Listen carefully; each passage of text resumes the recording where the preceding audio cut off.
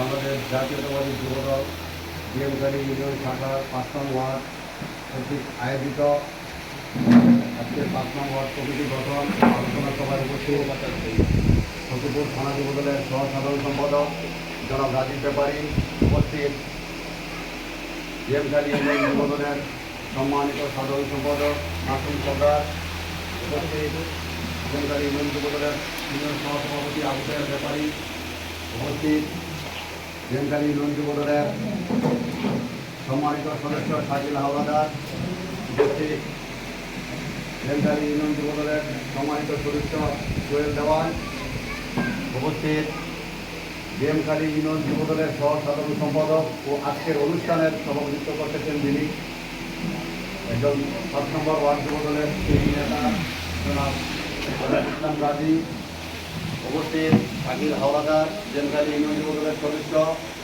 উপস্থিত বিএমখালী ইউনিয়ন পরিষদের ভারপ্রাপ্ত চেয়ারম্যান আমজাদ হোসেন ঢালি, উপস্থিত আছেন নাইমুল মুন্সি বিএমখালী ইউনিয়ন যুবদলের প্রচার সম্পাদক, উপস্থিত আছেন ৭ নম্বর ওয়ার্ড থেকে আগত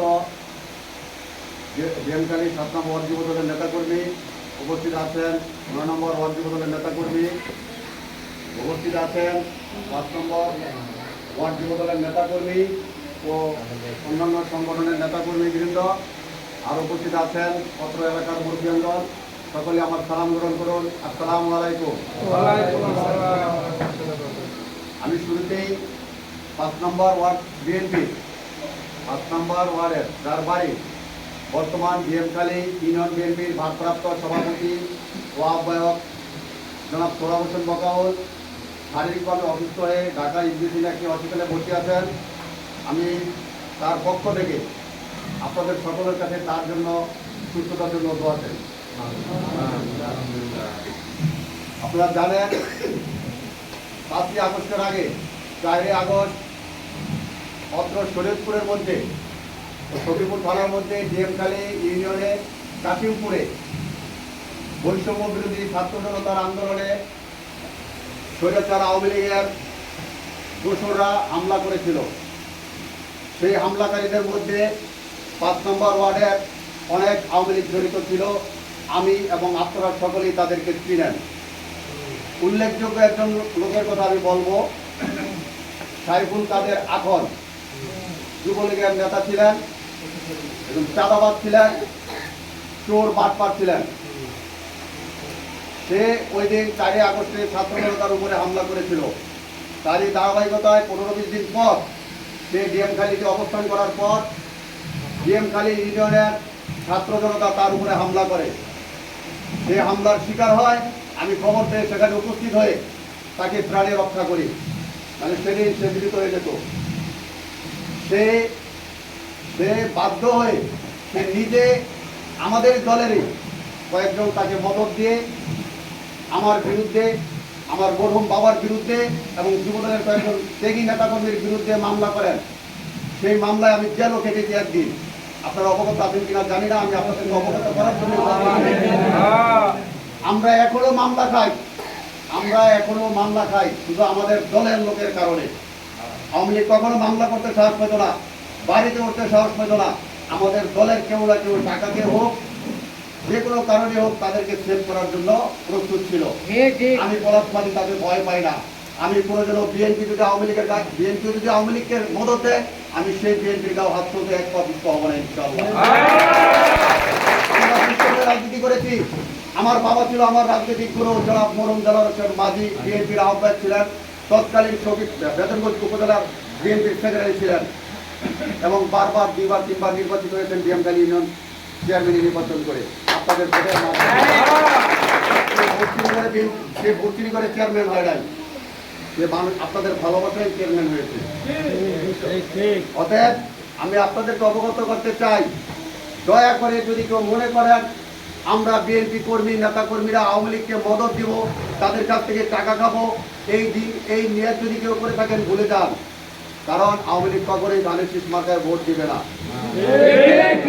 আওয়ামী লীগ ধানের শীষে ভোট দেবে না। আমি আপনার দলের ভাই, যদি দুঃখ প্রকাশ করতে হয় আমার কাছে করেন। আমাকে যদি পছন্দ না হয়, আমার দলে অনেক লোকজন আছে তাদের কাছে দুঃখ প্রকাশ করেন, কিন্তু আওয়ামী লীগের কাছে দুঃখ প্রকাশ করে কোনো লাভ নাই। তারা আমাদেরকে ভোটও দেবে না সময় মতন, আমাদের পাশেও থাকবে না ইনশাল্লাহ, সেটা আমি গ্যারান্টি দিয়ে বলতে পারি আপনাদের। অতএব আপনাদের কাছে আমার আকুল আবেদন থাকবে, আপনারা দয়া করে আওয়ামী লীগের সাথে মদত দিয়েন না। যারা সাইফুল কাদের আখনকে মারছেন, সাইফুল কাদের আখন অন্যায় করেছেন বিদায় তাকে মেরেছেন। এই স্থানীয় এখানকার কয়েকজন বিএনপি নামী লোক ওই দিনই তাকে সুস্থ করে মোটরসাইকেল নিয়ে বহর দিয়েছেন, তার থেকে 1,10,000 টাকা ঘুষও দিয়েছেন।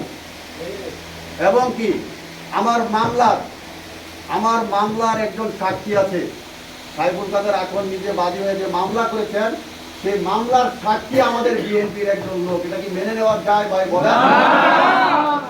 আমি আমার ব্যক্তিত্ব নিয়ে কখনো কিরণ ভাইয়ের সাথে আমি আলাপ করি নাই, আমি কখনো কারো বিরুদ্ধে কখনো সমালোচনা আলোচনা আমি প্রিয় নেতা জনাব শফিকুর রহমান কিরণ ভাইয়ের সাথে করি নাই। কারণ আমরা নিজেরা চাঁদা চোরাচুরি করলে তৃতীয় ব্যক্তিগত সুবিধা ভোগ করবে না, স্বাভাবিক।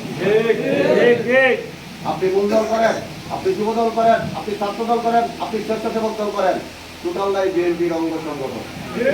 টোটাল একটা বিএনপি পরিবার। বিগত 16-17 বছর আপনারা শুনেছেন স্টেজে আওয়ামী লীগ বড় বড় বক্তৃতা দিয়েছে যে বিএনপি করে আমরা মানি না, জামাত আমরা মানি না। যারা আওয়ামী লীগ করেন তারা আমাদের রক্ত, তারা আমাদের পরিবার। তাহলে আমরা কি সেটা করতে পারি না? বিএনপির অঙ্গ সংগঠন আমরা কি একটি পরিবার হতে পারি না? যাই হোক, উপস্থিত প্রিয় নেতৃবৃন্দ, আপনারা আমাদের প্রিয় নেতা জনাব শফিকুর রহমান কিরণ সাহেবকে ভালো করে ছিলেন। গত 8 তারিখ ঈদের পর আমাদেরকে জনাব শফিকুর রহমান কিরণ সাহেব থানার মাধ্যমে খবর পাঠিয়ে আমাদেরকে তার বাসভবনে নিয়ে গিয়েছিলেন। তিনি আমাদেরকে দায়িত্ব দিয়েছেন ডিএমখালী 9টি ওয়ার্ডের ওয়ার্ড কমিটি গঠন করার জন্য। তারই ধারাবাহিকতায় আমি আমার ডিএমখালী ইউনিয়ন যুবদলের নেতৃবৃন্দকে নিয়ে প্রত্যেকটি ওয়ার্ডে কমিটি গঠনের জন্য কাজ শুরু করেছি।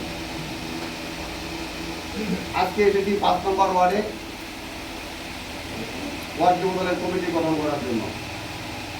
এখানে যারা উপস্থিত আছেন যুবদল, মূলদল ও স্থানীয় মুরব্বীগণ, আপনারা আমাদেরকে সকলকে সহযোগিতা করবেন আশা করি।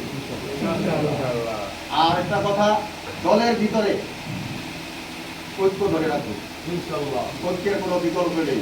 যদি আমরা ঐক্য না থাকি আওয়ামী লীগ অবশ্যই ছাড় পেয়ে যাবে। আমরা ঐক্য থাকলে কখনো আওয়ামী লীগ ছাড় পাবে না। আমি অনেকের নাম বলতে পারি কিন্তু বলবো না, আপনারা অনেকে জানেন তারা ছাড় দিতেছে আওয়ামী লীগে, তারা ছাড় দেয় না। একমাত্র ডিএমখালী ইউনিয়নে একমাত্র পলাশমাদি আওয়ামী লীগকে দৌড়েছে। আমার ওয়ার্ডে 3 নম্বর ওয়ার্ড মেম্বার আমারই আপন চাচাতো ভাই হারুনুর রশিদ টুলু, সবাই আপনারা চিনেন তাকে, সে যুবলীগের নেতা। আমি তাকেও ছাড় দিই নাই, আমার রক্তকে আমি ছাড় দিই। যেখানে আমি আমার রক্তকে ছাড় দিই নাই, সেখানে যে আওয়ামী লীগের সাথে কেউ আঘাত করে বিএনপির, আমি তাকেও ছাড় দেবো না। কারণ আমরা বহুত কষ্ট করেছি, অনেক নির্যাতন সহ্য করেছি। আপনারা আমার নিজের চোখে দেখেছেন, আমার বাবা মরহুম বেলাল হোসেন মাঝি এই ওয়ার্ডে আপনাদের দোকানদার বেজ্জিত হয়েছেন। তার সাথে যারা ছিল তাদের গায়ে সবার প্রত্যেকের গায়ে হাত তুলেছেন। যারা হাত তুলেছেন তারা আজকে পলায়ন, তারা পলায়ন হয়েছে। আপনারা জানেন, তাদের তো চিনেন, কিন্তু আপনারা কি তাদেরকে জবাব দিতে পারবেন? আপনি এখানে আগামী কুরবানির দিনে কোন আওয়ামী লীগ যেন কারো বাড়িতে এসে ঈদ করতে না পারে, কারণ তারা আমাদেরকে 17 বছর শান্তি দেয় না। আমরা যারা রাজনীতি করেছি তাদেরকেও শান্তি দেয়, যারা রাজনীতিতে ছিল না তাদেরকেও তারা শান্তিতে দেয়। খুব দুঃখের বিষয় বলতে হয়, শুধুমাত্র আমাদের দলের কিছু নেতাকর্মীর কারণে আমরা সরাসরি কোনো তাদেরকে কিছু বলতে পারি না। আমার কাছেও ফোন আছে,